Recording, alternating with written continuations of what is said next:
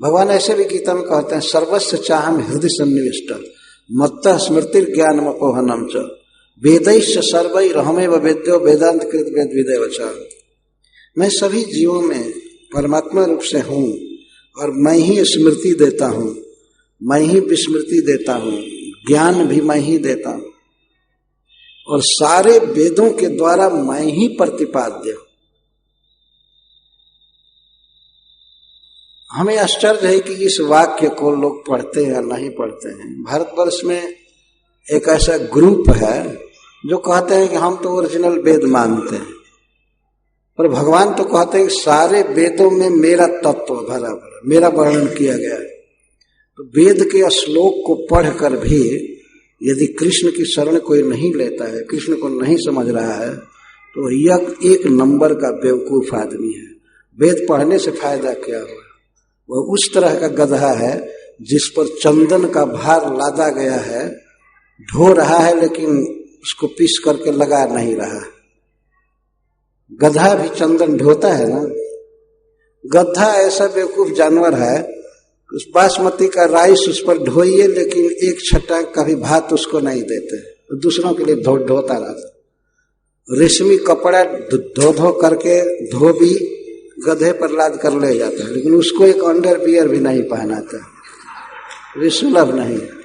ये गध है जो ये कहते हैं कि हम वेद पढ़ते हैं पर कृष्ण को नहीं जाने। इसका मतलब कि गधों जैसा केवल भार ढो रहे हैं संस्कृत श्लोकों का, से फायदा क्या है? उसे तो वह व्यक्ति महान है जो भगवान का नाम जप करता है, हरे कृष्णा कृष्णा कृष्णा हरे हरे, हरे राम राम राम हरे। एक श्लोक में कहा गया है कि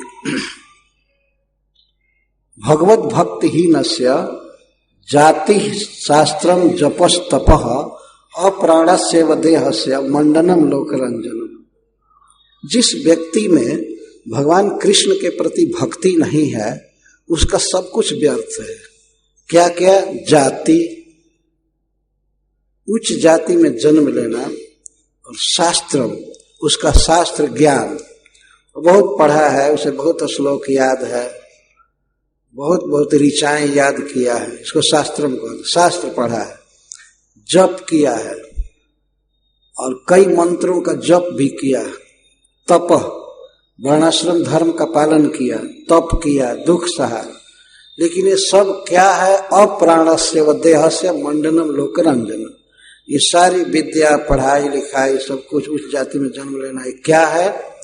निष्प्राण शरीर का मंडनम, श्रृंगार है। कोई ऐसा शरीर है जो जिससे प्राण निकल गया है और उसका कोई श्रृंगार करना चालू करे। मान लीजिए कोई स्त्री मर गई है तो उसको खूब बढ़िया 2-4 हजार की साड़ी पहनावे, गहना सारे अंगों में लगावे, हाथ में, पैर में, कंठ में, सब जगह गहना लगावे, और मर चुकी है। तो दूसरा बेवकूफ आएगा और कहेगा, आहा कितनी सुंदर है स्त्री, कितना सुंदर गहना है, बहुत सुंदर वस्त्र है, बहुत सुंदर तिलक है, गहना है ये। अरे बेवकूफ कहेंगे, जो प्राण चला गया है तो अप्राणस्यैव देहस्य मंडनम लोकरंजनम। ये दुनिया में मूर्खों के समाज में चमत्कार पैदा होगा कि हाँ भाई ठीक है, स्त्री बोलती नहीं है, चलती नहीं है, मर गई है, लेकिन बड़ा सुंदर श्रृंगार है, बड़ा अच्छा लग रहा है। अच्छा क्या लग रहा है? उसको कोई छू नहीं सकता। मृतक देह को आदमी छूना भी नहीं चाहता, छूने के बाद सचैल स्नान करता है, वस्त्र सहित स्नान करता है। इस प्रकार जिस व्यक्ति में भगवान कृष्ण से प्रेम नहीं, भक्ति नहीं है, वह मरा हुआ है वास्तव में। और उसके बाद कहिए कि इतना बड़ा पंडित है, इतना शास्त्र जानता है, तो ये प्राणहीन शरीर के श्रृंगार जैसा। प्राण है भगवान कृष्ण की भक्ति। तो वह व्यक्ति मान लीजिए बहुत पढ़ा लिखा नहीं है, धनी नहीं है, उच्च वंश में जन्म नहीं लिया है, बहुत बड़ा बड़ा काम नहीं किया, लेकिन कम से कम जीवित तो है ना, मुर्दा नहीं है ना, जी रहा है, तो प्राण है इसमें, बहुत अच्छा से जी रहा है। पर भगवान की भक्ति से हीन व्यक्ति तो मरा हुआ है, जिनहरि भगत हृदय नहीं आनी, जीवत सौ समान तय प्राणी, जीवत छव निगत सतुपाप कर्मा। वह व्यक्ति जीवित ही मरा हुआ है जो भगवान का भक्त नहीं है। सांस लेने से क्या हुआ? सौनक जी कहते हैं कि क्या लोहार की भांति सांस नहीं लेती है? सांस लेने से क्या हुआ? वो तो बहुत ज्यादा हवा को खींचती है। भांति जानते हैं ना, चाम का एक कोष होता है, से लोहा को पीटने के लिए, गलाने के लिए क्या किया, उससे ताप उत्पन्न करता है। हम लोग तो थोड़ा थोड़ा हवा से सांस लेते हैं, वो तो बहुत सांस लेती है। तो सांस लेने से क्या हुआ? सांस भर चल रहा है लेकिन भगवान का नाम जप नहीं करता है, प्रणाम नहीं करता है, तो लोहार की भांति के समान और बेकार है उसका सांस लेना। तरवह किम न जीवंत, क्या वृक्ष नहीं जीवित होते हैं? वृक्ष तो 1000 वर्ष, 2000 वर्ष, 500 वर्ष जीवित रहते हैं। जैसे जीने से क्या लाभ यदि भगवान की भक्ति नहीं कर रहा है?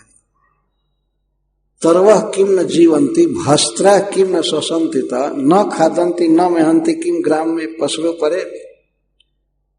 कोई कहे कि अरे भाई भांति तो खाता पीता नहीं है, पेड़ खाता पीता नहीं है, लेकिन ये तो खाते पीते हैं। तो कहते गांव में और पशु नहीं खाते पीते हैं क्या? ये नर पशु खा रहा है तो कौन बड़ी बात है? सब खा रहे हैं ना, खाने पीने से क्या होना? भगवान की भक्ति करने के लिए शरीर मिला है, इंद्रियां मिली। कुंती महारानी यहां पर बहुत सुंदर बात कह रही हैं कि आपके बिना हम लोग कौन है, क्या है? जैसे प्राण के बिना इंद्रियों की कोई कीमत नहीं होती, तुच्छ है, वैसे हे श्याम सुंदर, हे कृष्ण, आपके बिना पांडव या जादव कुछ भी नहीं है। जब पांडव और जादव भी अति तुच्छ हैं तो अन्य मनुष्यों के लिए तो कहना ही क्या। तो अपनी स्थिति को समझना चाहिए कि हम कृष्ण के बिना वास्तव में बिल्कुल बेकार हैं। अपने जीवन के केंद्र में हमें कृष्ण को लाना चाहिए। कृष्ण को रख करके सेंटर में, और इसके बाद जो कुछ करेंगे उसका महत्व हो जाएगा। विद्या का महत्व होगा, सुंदर शरीर का महत्व होगा, धन का महत्व बढ़ेगा, लेकिन कृष्ण को सेंटर में रखना है। श्रील प्रभुपाद जी कहते हैं कि और जितने भी उपलब्धियां हैं संसार में मनुष्य को, वो सारे जीरो हैं।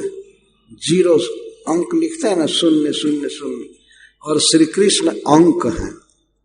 अगर श्री कृष्ण को शुरू में बैठा देते हैं तो 1 जीरो बढ़ाएंगे तो 10 हो जाएगा, 2 जीरो बढ़ाएंगे 100 हो जाएगा।